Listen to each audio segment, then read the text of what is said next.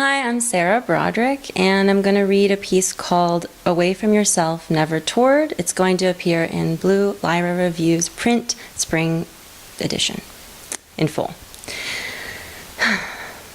The baby is asleep, so Hannah Jean knows to be quiet. She peers into the living room. The world outside churns with ice, but this room, directly above the oil furnace, is warm.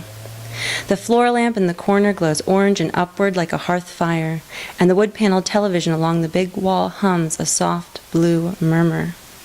This is where Hannah Jean and her family gather on brisk winter evenings to be happy, where she tucks her legs against the radiating heat, warming the carpet, and pretends to read favorite books to the baby, though the way her mother sometimes holds the baby, staring blankly ahead, makes her uneasy. At the moment, her father lies across the couch on his side. He is asleep. "Shh," her mother had said in the kitchen. "Doubles make your father very tired." After doubles, those times he leaves at night and returns the next afternoon, he seems to drag his body behind him as he walks.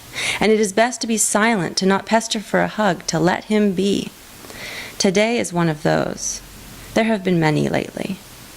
"We are some of the lucky ones," her mother had said as she finished pounding a hammer on tonight's dinner roast and tossed it into a pan. "We just have to wait it out." Even though his shoes are off, her father still wears his blue and black uniform, and the security guard's badge, which is usually pinned against his left chest pocket, rests atop the coffee table beside his wallet and keys.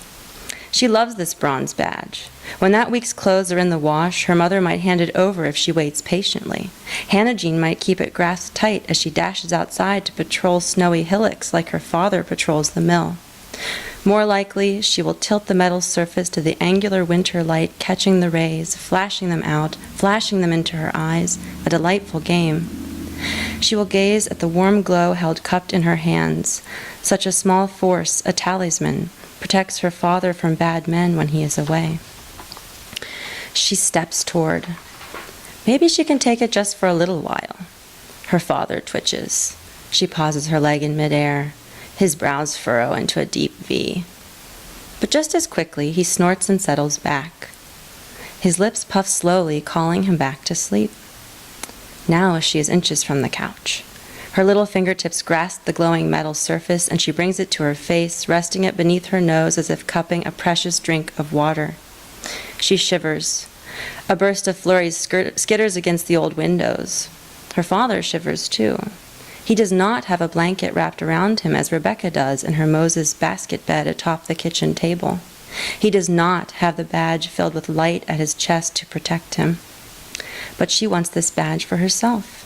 It is so cold. She no longer knows what to do. Her father lets out a croak. "Hey, kiddo."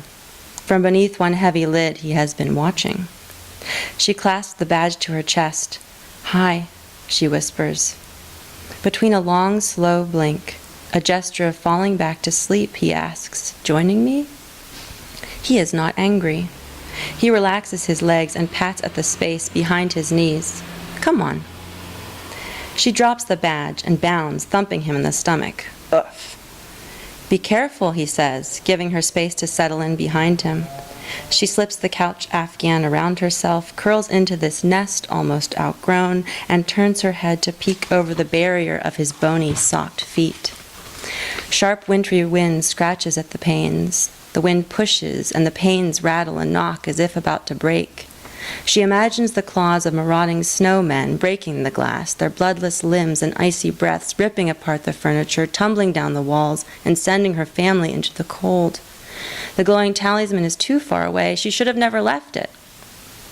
But she stays.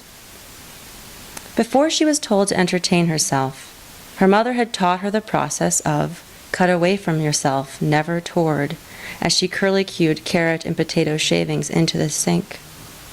"What good will come of a meeting against a closure, I don't know," she had said, brushing the hair from her eyes with the back of her hand, the metal instrument still grasped by her slender fingers. And when her father's pickup finally bumped along the snow-covered ruts of their lane an hour later than expected, her mother had looked up through the window and at the level of a whisper had finished, "Amid the darkest of days, Hannah, there is music." The storm windows knock-knock in their frames. and Hannah Jean lifts the corner of her afghan to cover her father's legs. The sun has set, and the cold weather is close, but she knows that her house stands firm, that she will be warm like Rebecca soon enough, that her father will be warm too, that her mother is okay. Her face slowly droops to the arch of his foot, and the still cool tip of her nose rests against the musty powder of the black cotton. She closes her eyes, as snowflakes tap against the windows in time with the music, tinkering somehow, both far off and near.